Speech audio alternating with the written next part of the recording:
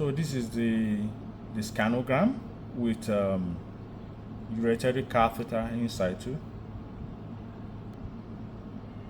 and this is the RPG. You can see the stone that has completely filled renal pelvis, but with each fingers extending into the infundibulum of upper, middle, and lower calyces, completely obstructing the flow of contrast into the calyces, thereby making us unable to puncture except we do a stone guided puncture. We made a few attempts, it didn't work out. So we then did ultrasound guided puncture, and thereafter opacified that calyx by antegrade injection of contrast, and then we were able to pass our Alkins cannula, and then we began dilatation. So we began, after the dilatation, we passed 26 French ampler sheets, and then we began our procedure.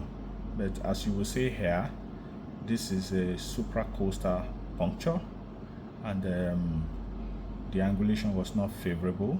We did our best, and we were able to achieve the clearance of the limb that extended into the middle pole infundibulum and straight down into the renal pelvis. So that is the much we were able to clear. So, and even this filled two universal bottles, and then it was such a huge stone. So we had to stop this. We had to stop the procedure at this moment, and then we'll schedule for a second phase. So we passed urethra catheter antegradely through our ampler sheet, and then we inflated the balloon. You can see the balloon of the catheter, which helped us with some hemostasis, although the patient did not bleed at all. So we then did retrograde DJ staining, and we determined the ureteric orifice by passing a urethra catheter and inflating it with contrast. That gave us an idea of the bladder neck, and once we're a little above it, we removed our guide wire, and the stent coiled up beautifully. So that's the technique we are now using. So if you need to pass your DJ stent retrogradely, because our patient was in prone position, so we passed this catheter, and then beside it we were able to push the stent over the guide wire, and someone tugged on the urethral catheter to be sure that is above the bladder neck. So, and once we are just slightly above the catheter, we removed the guide wire, and the DJ stent coiled up. So with that, we are sure it's in the bladder and it's not within the urethra. So that's the technique we have devised to be able to do retrograde DJ staining. So with contrast passed both retrogradely and antegradely through the nephrostomy tube, we still were not able to adequately opacify the system for a second puncture. We at least 2 more punctures, possibly a lower pole puncture and an upper pole puncture. So we wanted to start with the lower pole, so we needed to do a lower pole puncture, but the calyx was still not well opacified. We tried stone guided puncture, it still didn't work out. So we resorted to endoscopic guided puncture. We put in a flexible retinoscope and then went beside the stone in the renal pelvis.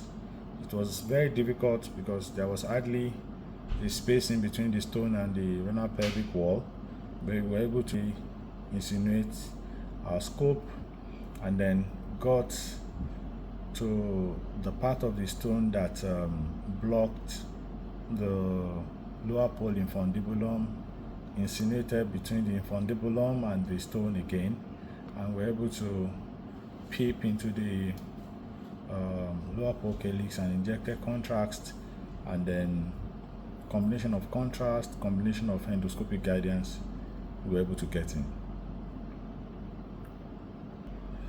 So we dilated through that puncture and then began our stone clearance. So this is what we've got after the second PCNL. We have this much residual stones, and you can see our DJ stent inside too with the nephrostomy tube.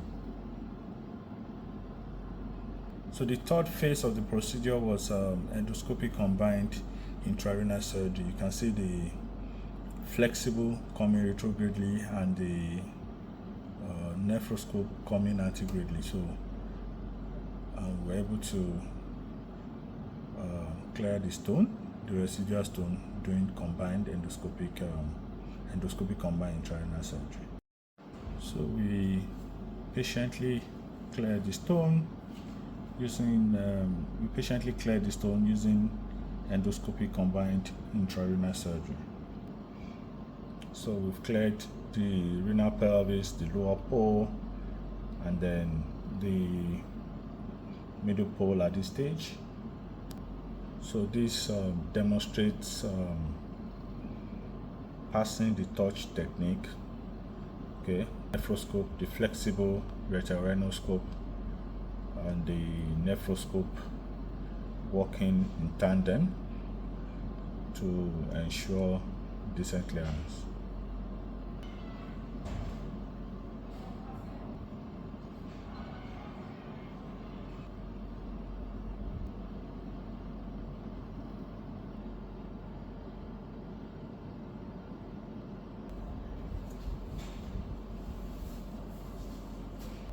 So it was difficult for the nephroscope to reach the stone in the upper pole, so we have to take the flexible there, broke it, and then pass the fragments to the nephroscope, and then we took them out to the amplar sheets.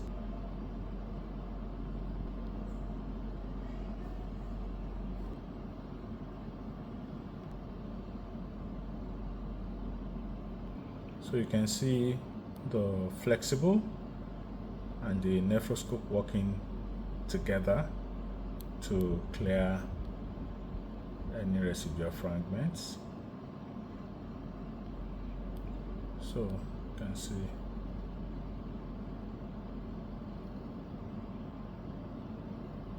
the perfect combination of the effort of flexible retinoscope and the nephroscope. So at the end of the day, this is what we've got. So from the fluoroscopic view, 100% clearance, but we always do CT scan to check our stone clearance. So the CT scan images will be shown in the next video. So we did antegrade DJ staining, and then we proceeded to do post-op limited CT urogram to assess stone clearance.